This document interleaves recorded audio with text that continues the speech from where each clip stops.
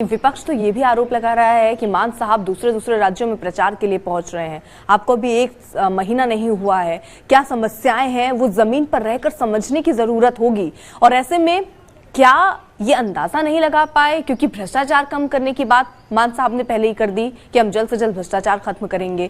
वो फ्री बिजली, फ्री पानी जो वादे थे उनको पूरा करने पर लग गए। क्या इस तरफ उनका रुख नहीं था कि गैंगस्टर किस तरीके से एक्टिव हैं पंजाब में, उन पर नियंत्रण कैसे रखनी है। जब हो हल्ला मचा तो उनको लगा चलो ठीक है, एक टास्क फोर्स बना देते हैं।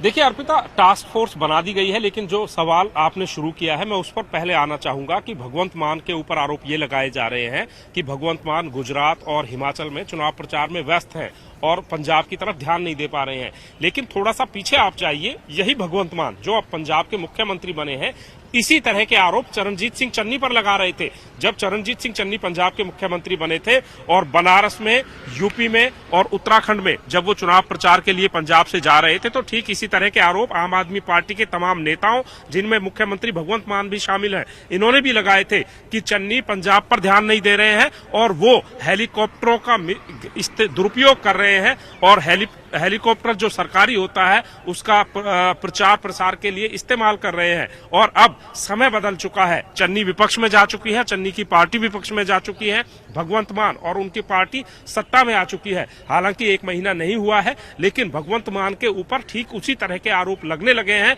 जो आज से एक महीने पहले भगवंत मान अन्य दलों पर लगा रहे थे। यानी कि अब भगवंत मान के बारे में भी यही कहा जा रहा है कि भगवंत मान भी अपने राज्य को छोड़कर, और यहां तक कि जो सुनील जाखड़ हैं उन्होंने तो उदाहरण दिया, बाकायदा वो ट्वीट कर रहे हैं कि रोम जल रहा है, नीरो बंसी बजा रहे हैं। तो वो कह रहे हैं कि भगवंत मान को पंजाब की चिंता नहीं है। लेकिन अब भगवंत मान के ऊपर और आम आदमी पार्टी के ऊपर कहीं ना कहीं ये दबाव भी है, प्रेशर भी है और उन्होंने उसका जो है एक्शन भी लिया है। एक्शन क्या है मैं आपको बता रहा था कि AGTF, anti gangster task force Punjab के अंदर बना दी गई है। भगवंत मान ने तमाम पुलिस आयुक्तों, कमिश्नरों को बाकायदा चिट्ठी लिखी है और उन्होंने एक चीज और साफ की है।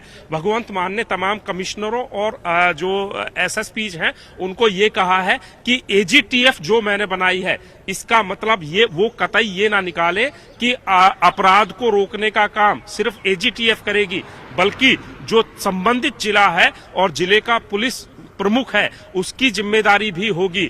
अगर जिले में कोई अपराध होता है, किसी की हत्या होती है, लूट होती है, बर्गलरी होती है, तो उसकी जिम्मेदारी एजीटीएफ की नहीं है, उसकी जिम्मेदारी उस जिले के संबंधित पुलिस प्रमुख की भी दी जाएगी। तो कुल मिलाकर एक तरफ आरोप प्रत्यारोप का दौर जारी है, तो दूसरी तरफ पंजाब में ये जो आपराधिक घटनाएं हैं थमने का नाम नहीं ले रही हैं और हर दिन कहीं ना कहीं जैसे जैसे दिन ढलता है वैसे वैसे खबर आ जाती है कि आज इस शहर में अपराधियों ने फलां व्यक्ति की गोली मारकर हत्या कर दी, क्योंकि 19 हत्याएं हुई हैं और 23-24 दिन सरकार को बने हुए हैं।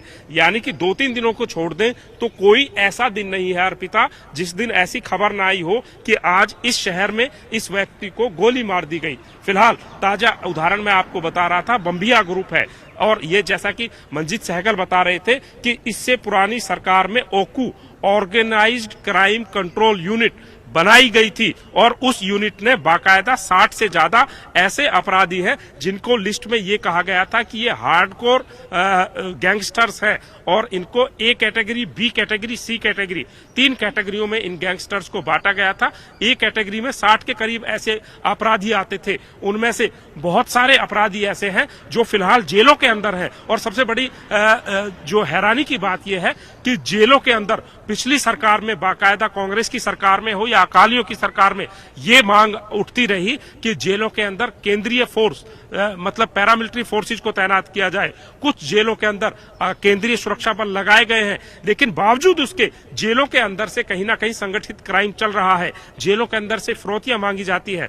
ये जो कबड्डी खिलाड़ियों की बात हो रही है, 2 इंसिडेंट हो चुके हैं, एक भटिंडा और एक जालंधर। भटिंडा में देखिए कबड्डी टूर्नामेंट के दौरान अपराधियों ने गोली चलाई, खुद जो आम जनता थी उन जनता ने उन अपराधियों पर काबू पाया। तो कुल मिलाकर एक तरफ आम जनता है, दूसरी तरफ आम आदमी पार्टी है और तीसरी तरफ संगठित अपराध है। तो इन तीनों का कॉकटेल कुछ इस तरीके से बना है।